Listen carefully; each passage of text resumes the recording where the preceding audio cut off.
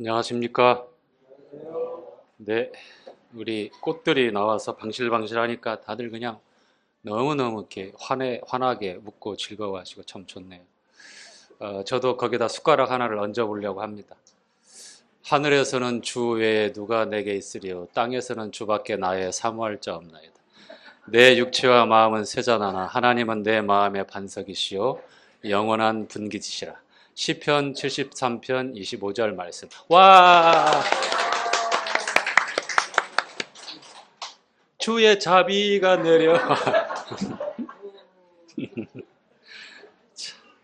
예, 어, 뒤에서 우리 청년들 몇 명이 자기들도 어렸을 때 주기도문 외우고 사도신경 외우느라고 밥도 못 먹었다고 하는 그 아주 쓴 경험들을 얘기를 하고 그러는데, 제 기억에도 우리 예찬이, 예빈이, 예린이 이제 주일학교 때 특히 이제 예찬이, 예빈이 이 요절 암송을 해야 되는 주가 되면 아이들이 며칠 전부터 정말 바짝 긴장을 해가지고 그 몰입을 하는 걸 봤어요.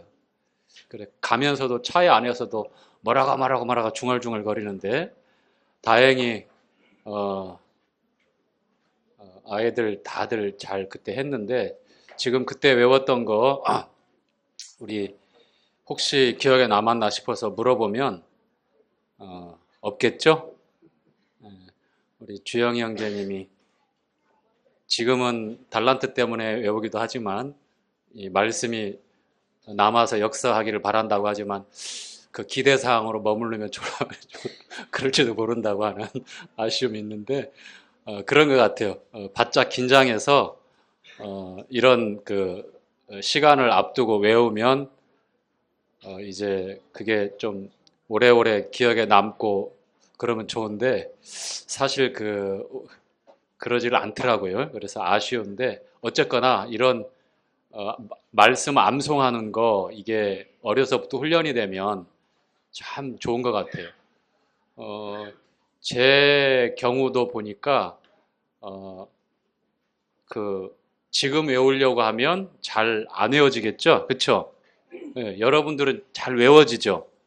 예, 잘 외워질 때 많이 외워야 돼요. 그러면 나중에 시간이 지나서 잊어버리더라도 한 번만 딱 외우려고 노력하면 그때 그 기억이 다시 살아나고 또 우리 안에 생각 속에 마음에 담겨져 있던 이 기억이 더 뚜렷하게 이제 생각납니다. 그래서 더 분명하게 외울 수 있고 또 외워진 말씀은 성경책 보지 않고도 적재적소에서 하나님께서 이제 감동하시는 대로 그 말씀을 꺼내서 사용할 수 있도록 그렇게 인도하셔요. 그래서 말씀 암기하는 게 굉장히 중요한 것 같아요. 우리 철기 형제님, 주일학교 암송이 몇 달에 한 번씩 있죠? 1년에 두 번이요? 우리 아이들한테 스트레스가 되려나? 분기에 한 번씩 하면 안 될까요? 안 돼요? 아, 예. 완강하게 거부합니다. 어렵죠. 예. 자, 우리 누가복음 20장 말씀 함께 보도록 하겠습니다.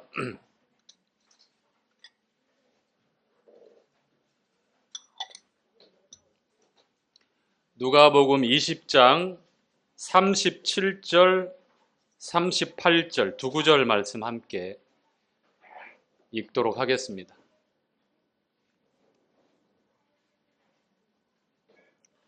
자, 죽은 자의 시작. 죽은 자의 살아난다는 것은 모세도 가시나무 떨기에 관한 글에 보였으되 주를 아브라함의 하나님이요 이삭의 하나님이요 야곱의 하나님이시라 칭하였으니 하나님은 죽은 자의 하나님이 아니요 산 자의 하나님이시라.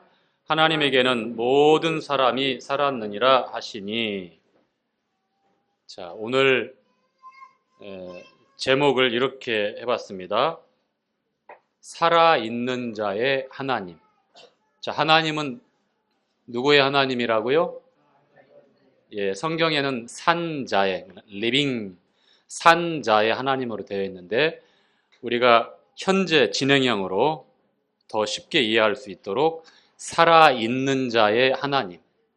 자, 한때 살았던, 과거에 살았던 게 아니라 현재, 지금 항상 살아있는 자의 하나님.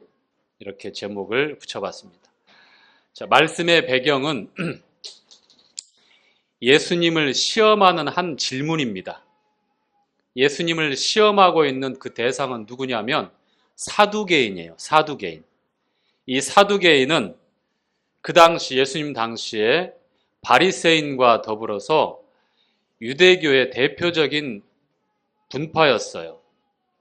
그리고 산헤드린 공회라고 하는 일명 신정 어떤 그런 국가 형태, 그런 정치 형태였기 때문에 종교 지도자들이 정치 행위까지 함께 하는 그러한 기관입니다.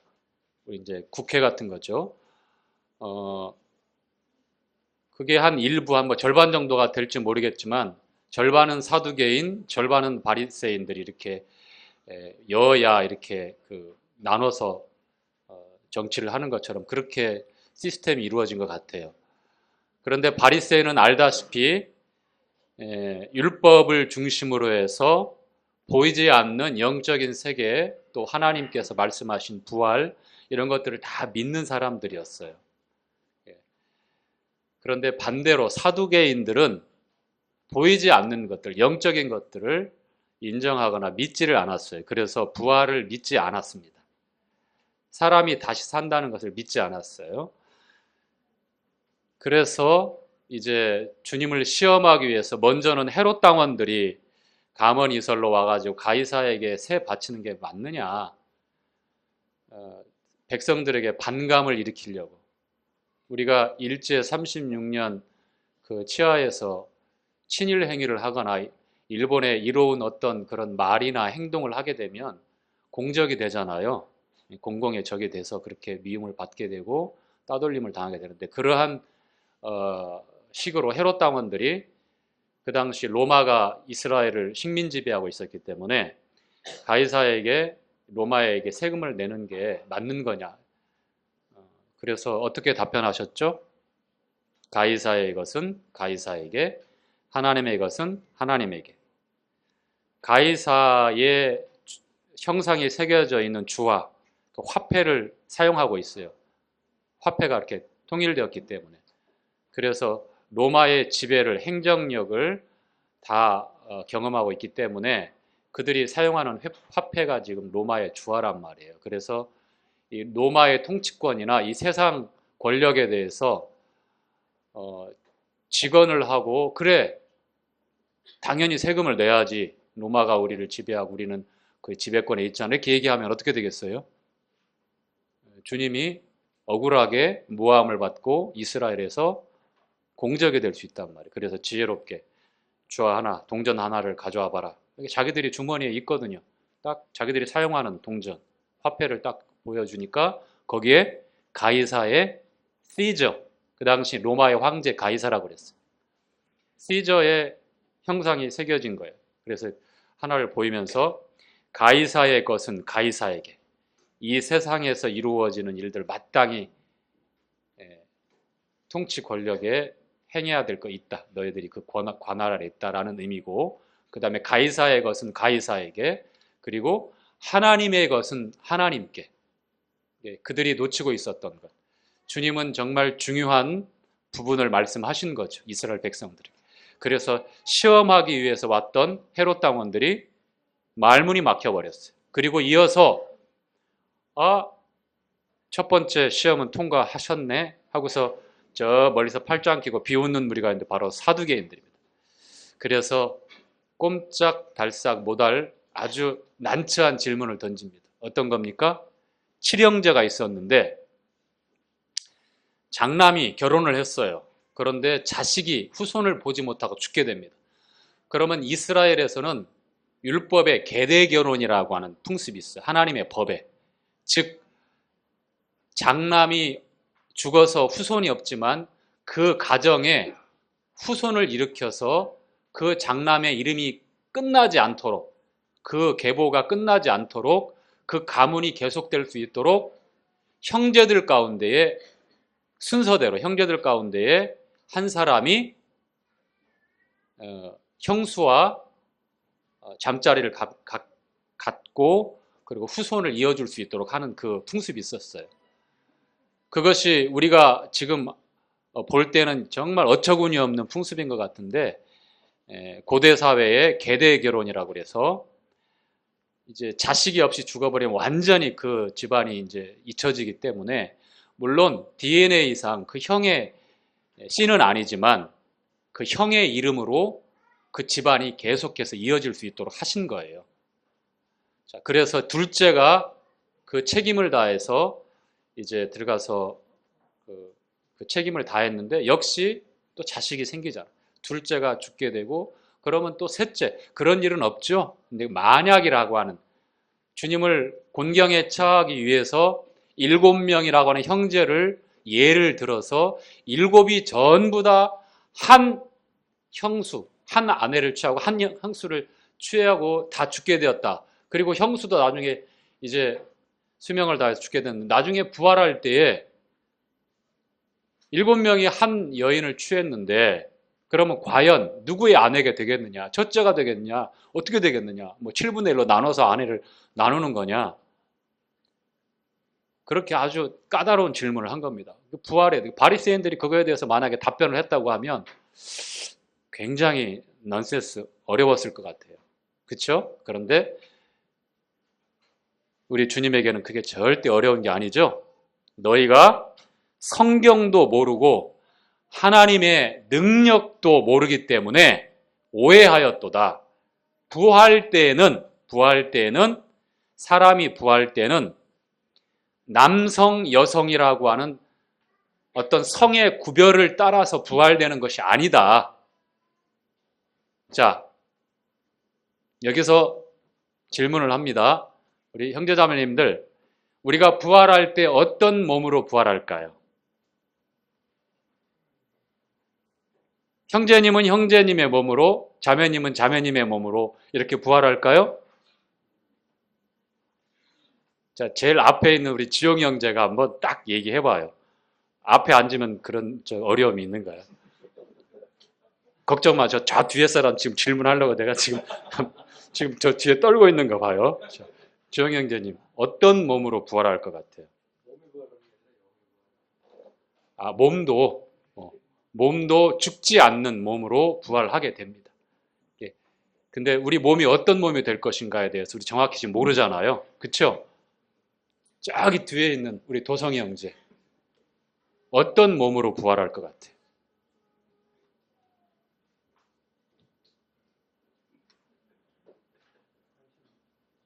생각 안 해봤어요? 네, 그 뒤에 앉으면 다음에도 제가 질문할 거예요. 자, 주님과 같은 몸으로 부활합니다. 영적인 몸, 시공을 초월하는 몸. 음식을 드시면 그 음식 자체가 우리는 소화기관에서 또 그리고 배설기관으로 와서 배설을 하게 되잖아요. 그렇지 않고 완전히 다 분해해버리는. 그러니까 부활체는 음식을 먹지 않는다라고 하는데 먹어요.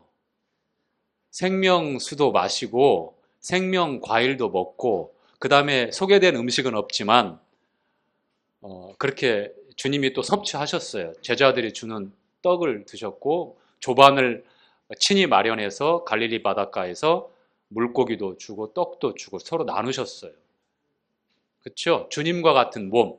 그러면 성의 구분은요. 지금 주님께서 부활할 때에는 시집가고 장가가는 일이 없다고 말합니다. 그렇죠? 지금은 우리가 그런 일을 합니다만 어떤 몸으로 될까요? 여러분들이 받아들이기 좀 어려울 수 있지만 우리 자매님들도 주님처럼 그 몸으로 부활해요. 그러니까 여러분들 항상 집에 돌아가서 우리 자매님들 얼마나 애쓰시는지 모르겠어요. 폼 클렌징으로 지우고 날마다 위장하고 다니시려면 정말 힘드시잖아요. 그럴 필요가 없습니다. 형제님들은 위장 안 하잖아요. 군대에서만 위장 그림 바를 뿐이지. 다시 말씀드리면 아름답게 꾸미기 위해서 여인들은 특성상 이 아름답게 꾸미기 위해서 굉장히 노력을 하는데 주님과 같은 몸, 즉 천사와 같아요. 천사들의 이 몸과 같이 우리가 변하게 됩니다. 시집가고 장가가는 그런 몸이 아닙니다. 아시겠죠? 지금은 뭐 생물학적으로 겉모습이나 모든 것들이 다 달라서 남자, 여자의 분명한 구분이 있지만 그때에는 그러한 구분 자체가 사라져요. 우리 전현재 자매님, 어떤 몸으로 부활되시는 거 싶으세요? 우리 엘사 같은 너무하셨다. 그 옆에 있는 우리 김성종 형제님은 어떤 모습이라고 했더니 둥그렇게 이렇게 그리는데 거의 그 김장동 항아리 모양을 만드셨어요. 정말 그렇게 되기를 원하십니까? 자, 우리 더 여성의 아름다움이 더 돋보이는 그러한 몸으로 될 것이다라고 생각하는데 전혀 그렇지 않아요. 뭐 그렇게 해서 뭐 천국에서 뭐 다른 어떤 뭐 예식업을 종사하시려고 그러시는지 모르지만 그런 거 없다니까요. 자, 좀 더 엄밀히 말하면 남자의 몸과 비슷하게 되어져요. 우리 여성들도 천사의 몸, 우리 주님의 몸처럼 영화로운 몸으로 되어지는데 신장의 차이, 뭐 외모의 차이, 어떤 지금은 제가 아무리 설명해도 여자로 태어났기 때문에 남자로 태어났기 때문에 본성적으로 내가 여자의 모습에 가까운 혹은 남자의 모습으로 가까운 형태로 부활한다 그러면 받아들이기가 굉장히 이질적이에요. 지금 현재 우리가 갖는 마음은 육적인 사고방식으로는 이걸 이해할 수가 없습니다. 그래서 성경에 나와 있는 대로 시집가고 장가갈 필요가 없는 몸, 그러니까 독신을 고집하는 몸이 아니라 그런 몸이 아니라 몸 자체가 그렇다는 거예요. 천사들은 30세 전후에 아주 건장하고 잘생긴 어떤 그런 남자의 모습으로 육화한다면 그런 모습으로 보여요. 그래서 소돔 성에 들어갔을 때에 소돔성 사람들이 육화한 천사의 그 몸을 바라보고 스트레인지 플래시라고 해서 이상한 육체라고 그 유다서에는 기록되어 있거든요. 그들이 볼 때 굉장히 매력적이었던 거예요. 남자를 봤을 때에. 여자의 몸이나 중성의 몸이 아니었어요. 천사가 육화했을 때. 남자의 몸이었어요. 그래서 상관하겠다. 동성애를 하겠다라고 그렇게 막 롯의 집에 와서 문을 두들기고 부수려고 난리를 쳤던 겁니다. 우리 모습이 어떤 모습으로, 어떤 몸으로 죽지 않는 영원한 신령한 몸으로, 주님과 같은 몸으로 부활한다. 자, 너무 길게 해버렸어요. 10분이나 사용했는데. 교제할 게 참 많죠. 교제하다 보면 궁금한 것도 많고 우리 파노라마만에서는 그런 걸 교제하려고 하는데 슬쩍 파노라마만 PR을 해봤습니다만 자, 그래서 주님께서 말씀하실 때 이어지는 말씀에 보니까 아브라함의 하나님, 이삭의 하나님, 야곱의 하나님 그러면서 이어지는 말씀에 하나님은 죽은 자의 하나님이 아니라 산 자의 하나님이다. 지금 예수님이 사도계인들에게 말씀할 때에는 아브라함과 이삭과 야곱은 죽었어요, 살았어요? 지금 그 세상에 지금 살고 있어요, 죽었어요? 이미 죽었죠. 2000년 전에. 4000년 전 사람들이란 말이에요. 예수님도 고대 지금 2000년 전에지만 그 2배 2000년 전에 사셨다가 자연적인 수명을 다하고 죽어버린 분들이 아브라함과 이삭과 야곱입니다. 그런데 주님께서는 이 아브라함과 이삭과 야곱을 여전히 살아있는 그런 사람들로 그렇게 말씀하고 계셔요. 아브라함의 하나님, 이삭의 하나님, 야곱의 하나님, 곧 죽은 자의 하나님이 아니라 살아있는 자의 하나님이다. 주님 보실 때는 아브라함, 이삭, 야곱은 여전히 어떻다? 살아있다. 지금 부활이 없다라고 그렇게 주장하고 완강하게 저항하며 또 그 허점을 찾아서 주님 앞에 시험하게 왔던 사두개인들을 향해서 아브라함, 이삭, 야곱은 살아있는 신앙의 위인이고 믿음의 조상들이다. 사두개인들은 벙 쪘어요. 그들은 이해도 못할 뿐만 아니라 주님이 하신 이 말씀에 대해서 너무너무 놀라워한 거예요. 다시는 묻는 사람이 없습니다. 서기관들이 와서 주님 참 지혜롭게 말씀하셨습니다. 주님 말씀이 맞습니다. 이 말씀 앞에 굴복할 수밖에 없는 거예요. 아브라함, 이삭, 야곱은 이스라엘 사람들이라면 누구나 믿음의 조상으로 다 알고 믿고 그렇게 존경하고 있는 분들이잖아요. 그런데 부활에 대해서 말씀할 때에 하나님 눈에는, 주님이 보실 때는 이미 2000년 전에 죽어서 한 줌의 흙으로, 먼지로 혹은 13가지의 원수로 다 분해돼서 이 지구상 어딘가에 사라져 버렸을 그런 분들이 여전히 살아있다는 것. 육체에 이 몸을 두고서만 말씀했을까요? 그렇지 않죠. 자, 아벨이 가인에 의해서 죽었지만, 그렇지만 하나님 말씀에 보니까 여전히 살아서 증거한다고 하잖아요. 아벨의 피가. 그렇죠. 이 말씀은 뭐냐? 바로 하나님의 약속에 관한 말씀입니다. 아브라함과 이삭과 야곱은 대표적인 장자권에 관한 약속의 믿음의 조상들이에요. 그렇죠? 예. 자, 아브라함에게 하셨던 약속 동일하게 이삭에게 약속합니다. 이삭에게 했던 그 약속 동일하게 야곱에게 합니다. 그리고 야곱이 12아들에게 창세기 49장에 축복하시고 각 아들이 받게 될 분복에 대해서 예언을 하고 그 다음에 끝납니다. 그 다음에 그 약속이 이제 약속으로 딱 주님께서 이스라엘 백성들과 함께 맺어놔요. 다시 말씀드리면 아브라함, 이삭, 야곱 이 세 분, 창세기에 기록된 대표적인 이 믿음의 위인들은 하나님과 언약을 맺은 그런 언약의 사람들이에요. 하나님께서 보실 때에 하나님의 약속을 통해서 죽었지만 여전히 살았고 이 세상에 거하지 않지만 하나님과 여전히 함께 살아있는 그러한 하나님의 자녀들로 그렇게 말씀하고 계시는 거예요. 아시겠죠? 그래서 살아있다라고 말씀하는 겁니다. 여전히 살아있다. 자, 그런데 실제적으로 이 세상에서 먹고 마시고 모든 지적인 행동을 하고 의지적인 선택을 하며 이 감정을 다 누리면서 살아가고 있는 사람들이 있어요, 여전히. 그런데 그 사람들을 향해서 하나님께서, 우리 주님께서 이렇게 말씀하셔요. 자, 마태복음 8장으로 한번 가볼까요?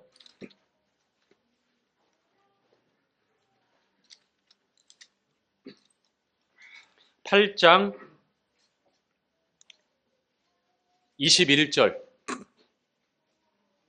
22절 함께 읽죠. 제자 중에 시작. 제자 중에 또 하나가 주여 나라로 가져가서 주를 감사하게 바라옵소서. 예수께서 가라사대 죽은 자들로 저희 죽은 자를 장사하게 하고 너는 나를 조치라 하시니라. 자, 22절 한 번 더 읽어볼까? 예수께서 가라사대 죽은 자들, 시작. 예수께서 가라사대 죽은 자들로 저희 죽은 자를 장사하게 하고 너는 나를 쫓으라 하시니라. 자, 죽은 자들이 두 번 나옵니다. 한 번은 하나는 죽은 자라고 하는 단수가 나오고 죽은 자들이라고 하는 복수가 나와요. 여기서 말하고 있는, 주님이 말씀하고 있는 죽은 자는 누굽니까? 누구죠?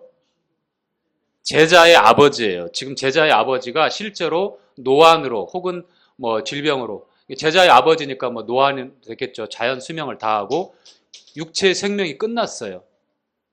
의학적으로 뇌파가 정지되고 심장이 안 뛰고 호흡이 멈춘, 즉 사망했다는 거예요. 그 죽은 자입니다. 아시겠죠? 그러면 죽은 자들은 누구일까요? 죽은 자들. 지금 제자의 동네에 많은 유대인들이에요. 유대인들.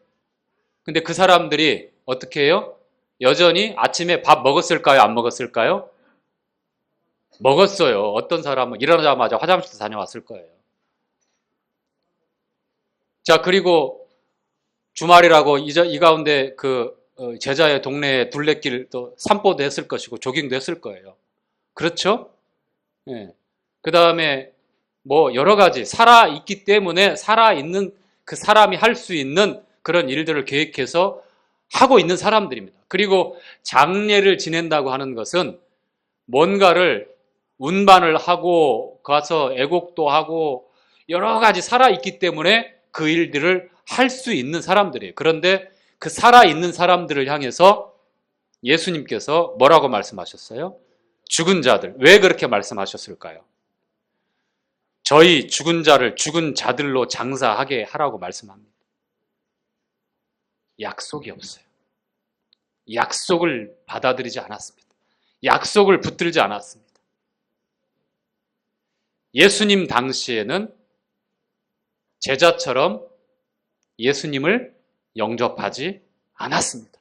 하나님의 약속으로 오신 여자의 후손, 창세기에서 이미 예언하고 구약 모세를 통해서 1500년간 5대 제사 7절기를 통해서 그 약속의 자손이 어떻게 올 것이 수많은 선지자를 통해서 특히 이사야 선지자를 통해서도 임마누엘의 하나님이며 어떤 고난을 통해서 또 시편에 기록된 대로 다윗이나 시편 기자를 통해서 주님이 어떤 약속을 가지고 오실 것인가. 그리고 그 약속의 자손이 말씀이 육신이 되어 우리 가운데 거하심에 하나님의 독생자의 영광이고 그 영광을 보고 즐거워했죠. 은혜와 진리가 충만한 하나님의 약속의 그 자손으로 오신 아브라함과 이삭과 야곱에게 약속한 그 약속의 자손, 내 자손으로 말미암아 천하 만민이 복을 얻을 것이라고 그랬어요. 그게 이삭이라고 하는 그런 육체적인 한 인물에 국한되는 것이 아니라 이삭을 통해서 계속해서 이어지는 그 약속의 자손, 그리고 그림자로 이삭이 쓰임 받았다면 실체가 되시는 그리스도 예수님이 오셔서 하나님의 그 약속의 자손으로 오셔서 이제 누구든지 복을 받게 하시는데 그 축복 가운데 초대하시는데 그 약속 안에 오기를 원하시는데 대부분의 많은 사람들은 거절하고 어떻게 돼요? 오기를 거절하죠. 왕의 호의를 무시하죠. 심지어는 가이사 외에는 우리에게 왕이 없나이다 하면서 주님을 십자가에 못 박는 일을 서슴지 않죠. 유대의 지도자들 가운데는 부활하셨음에도 불구하고 파수꾼들이 와서 얘기를 합니다. 사실이다. 그런데 돈을 주어서 어떻게 합니까? 거짓말이라고 백성들 앞에 속여라. 이게 성령 회방죄라는 거예요. 용서받을 수 없는 죄. 알지만 의지적으로 거절하고 끝까지 굴복하지 않는 것. 이런 일들을 유대인들이 그 당시에 행하게 됩니다. 그래서 그들을 향해서 죽은 자들이라고 성경이 말씀합니다. 우리는 에베소서 2장 1절에 보니까 우리들을 향해서도 우리가 주님 밖에서 들어오기 전에는 뭐라고 말씀하죠? 허물과 죄로 죽었다라고 말씀합니다. 여러분 믿겨지십니까? 그때나 지금이나 전혀 그렇게 사실 느낌은 안 와요. 그렇죠? 근데 변한 게 있어요. 예수님 믿기 전과 그 다음에 예수님을 믿고 나서 변한 게 뭡니까? 그때는 살았으나 죽었고 지금은 진짜 살았고. 아멘입니까? 정말 아멘이 돼야 되는데 로마서 말씀 한번 찾아보죠. 로마서 6장 말씀입니다. 로마서 6장 9절.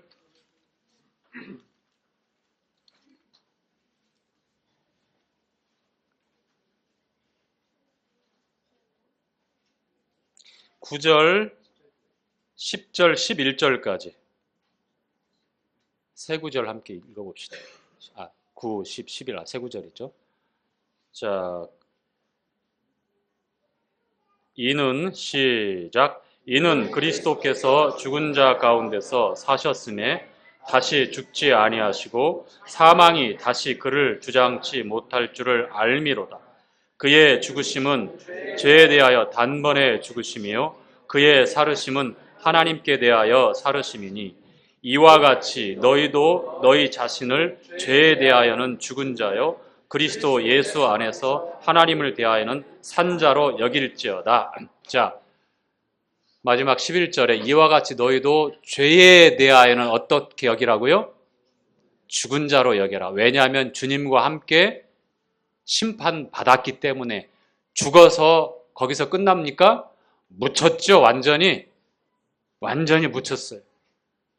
죽은 것뿐만 아니라 장사돼 버렸어요. 우리가 침례 예식 때에 완전히 저 속으로 수장되는 거, 랩티즘, 완전히 수장되는 게 그런 의미예요. 함께 죽었다고 하는. 죄에 대하여는 죽었습니다. 여전히 유혹과 또 우리 자아의 욕심을 따라 산 것처럼 우리를 늘 그렇게 속이고 패배하게 만들려고 하지만 하나님 말씀은 죽은 자라고 말씀해요. 그렇다면 그렇게 우리가 알고 믿어야 돼. 아시겠죠? 자, 그 다음에 죄에 대하여는 죽은 자요, 의에 대하여는 어떻다고요? 산 자로 여길지어다. 우리 주님이 무덤에서 부활하실 때에 주님과 함께 우리도 살았다라는 게 성경에 변하지 않는 가르침이에요. 진리입니다. 절대 변할 수 없어요. 주님과 함께 죽고 주님과 함께 살았다고 하는 것. 이것이 바로 하나님의 약속 가운데 거하는 믿음으로 하나님 앞에 나아갈 때에 살아있는 자의 하나님, 아브라함의 하나님, 이삭의 하나님, 야곱의 하나님, 그리고 지용이의 하나님. 앞에 앉아있으면 이런 호사. 자, 거기에 각자 이름 한번 넣어볼까요? 자, 시작. 아브라함의 하나님, 이삭의 하나님, 야곱의 하나님, 기운이의 하나님. 안 하는 분들은 뭐예요? 죽은 자로 남아있겠다는 겁니까? 성민 형제 했어요, 안 했어요? 한걸로 넘어가죠. 자, 내 이름 넣는 게 조금 어색할지 모르지만 살아있는 자의 하나님, 즉 아브라함, 이삭, 야곱의 하나님뿐만 아니라 예수 그리스도를 믿는 나의 하나님, 살아있는 나의 하나님. 자, 요한복음 6장에 보니까 주님께서 이 살아있다라고 하는 것은 생명을 우리가 받아야 되잖아요. 그렇죠? 하늘로부터 내려진 생명의 양식, 살아있는 빵이라고 얘기합니다. 산떡. 우리 한국이 떡 문화니까 이 맵쌀이든 찹쌀이든 그거를 곱게 갈아가지고 떡을 만드는데 성경에는 브레드예요. 빵이에요, 빵. 이제 얼마만큼 이제 식생활에 개선됐기 때문에 이제 단어를 빵으로 써도 괜찮겠다라는 그런 생각이 있습니다. 빵, 살아있는 빵, 산, 떡 이렇게 말씀합니다. 그래서 이런 말씀을 하죠. 우리 한번 요한복음 6장에 한번 나와 있는 말씀을 읽고 다음 구절 보도록 합니다. 6장 50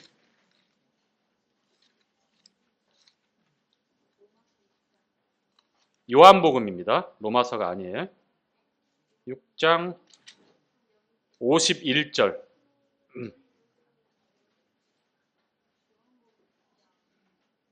51절 52절 51절만 읽읍시다. 51절만. 나는 시작. 나는 하늘로서 내려온 산떡이니 사람이 이 떡을 먹으면 영생하리라. 나의 줄 떡은 곧 세상의 생명을 위한 내 살이로라 하시니라. 그 다음에 조금만 가면 자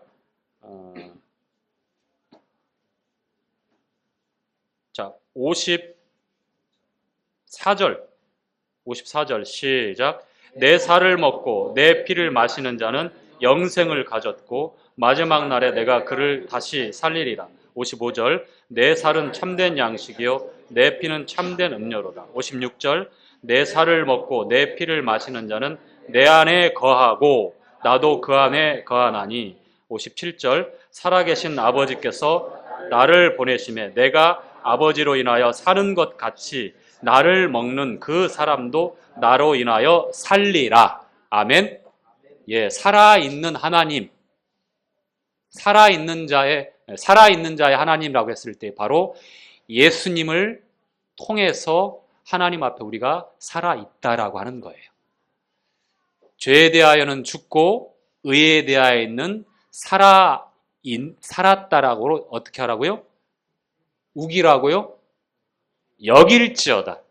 실제로는 우리가 느끼기에는 현실적으로는 그런 것 같지 않아요. 나를 보니까. 그럼에도 불구하고 하나님 말씀은 살아있는 자로, 의에 대하여는 산 자로 여길지어다. 그렇게 말씀을 따라 주장하라는 겁니다. 우리가 실패했을 때도, 우리가 난처하고 어려울 때에도, 좋을 때뿐만 아니라, 영적으로 기쁠 때뿐만 아니라 정반대의 상황에도 죄에 대하여는 죽은 자요, 의에 대하여는 산 자로 여길지어다. 그래야 로마서 7장을 통과하고 8장에 그리스도 예수 안에서는 정죄함이 없다라고 승리의 개가를 부를 수 있게 되는 거예요. 살아있는 자의 하나님이, 나의 하나님이 살아있는 자의 하나님이 아니라면 늘 왔다 갔다 하겠죠? 믿음을 잃어버리면 늘 실패하겠죠? 그쵸? 자, 요한일서에 세상을 이기는 이김은 뭐라고 그랬습니까? 우리의 믿음이라고 그랬어요. 강력한 의지나 아주 피나는 훈련에 단련된 어떤 그러한 습관과 그 다음에 경건의 훈련에 따라서 이기는 게 아니라 믿음이라고 그랬어요. 물론 이것들이 다 불필요하다는 게 아닙니다. 믿음, 어떤 믿음입니까? 예수님이 나의 생명이라는 것. 의에 대하여는, 죄에 대하여는 죽고 의에 대하여는 살았다고 하는 믿음. 예수님이 산 떡이 되시고 예수님의 살을 먹고 예수님의 피를 마시는 자에게 그 안에 생명이 있다고 하는 믿음. 하늘로부터 내려진 생명이라고 하는 믿음. 내가 예수님 안에 있고 예수님이 내 안에 있다고 하는 믿음. 아버지께서 주님을 살게 하시고 그 생명을 주셨던 것처럼 우리가 민수기 말씀했을 때 시은좌에서 모세와 더불어 주님이 하나님이 말씀하신다고 하잖아요. 말씀하신다고 할 때 생명을 주시는 거예요.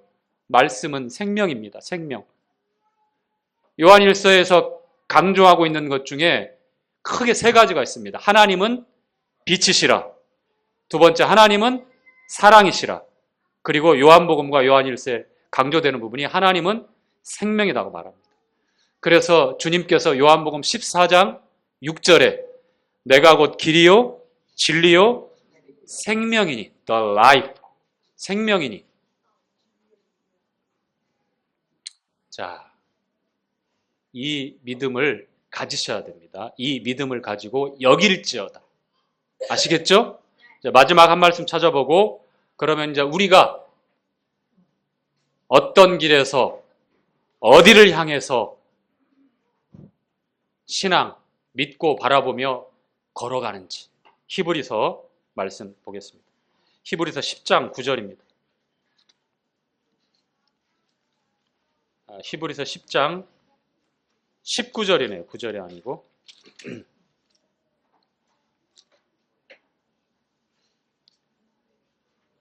자, 그러므로 19절부터 20절까지 그러므로 시작. 그러므로 형제들아 우리가 예수의 피를 힘입어 성소에 들어갈 담력을 얻었나니 그 길은 우리를 위하여 휘장 가운데로 열어놓으신 새롭고 산 길이요 휘장은 곧 저의 육체니라. 자, 우리가 어떤 길을 가고 있습니까?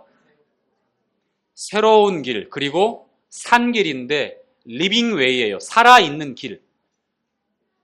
다시 한번 말씀드립니다. 살아있는 자의 하나님, 산 자의 하나님은 과거에 한번 살았던 그런 기억이 아닙니다. 그런 과거에 어떤 시간에 머물러 있는 게 아닙니다. 아브라함과 이삭과 야곱은 분명히 죽은 사람들이에요. 그럼에도 불구하고 살아있다고, 리빙, 살아있는 진행형 계속 끝나지 않는 겁니다. 여기서도 말씀하고 있는 성도들, 하나님의 자녀들, 살아있는 자들의 걸어가는 그 길은 살아있는 길입니다.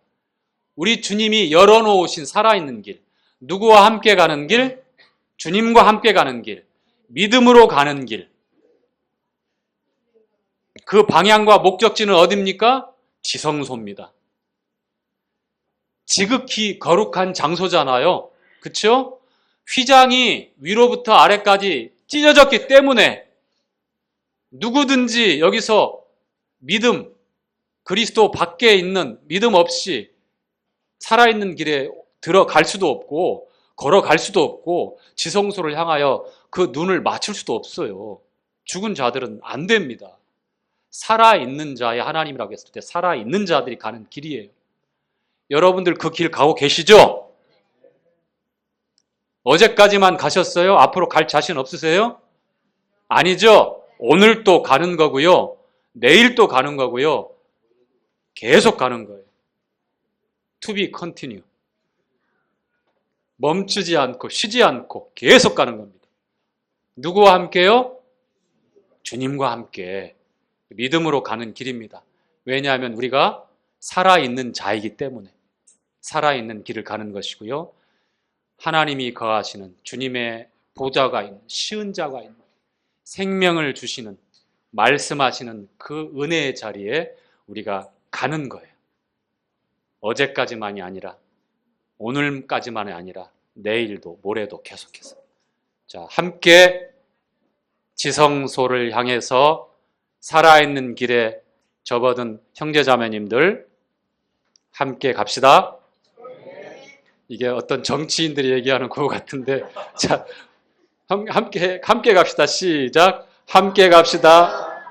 정치 집회 아닙니다. 마치겠습니다.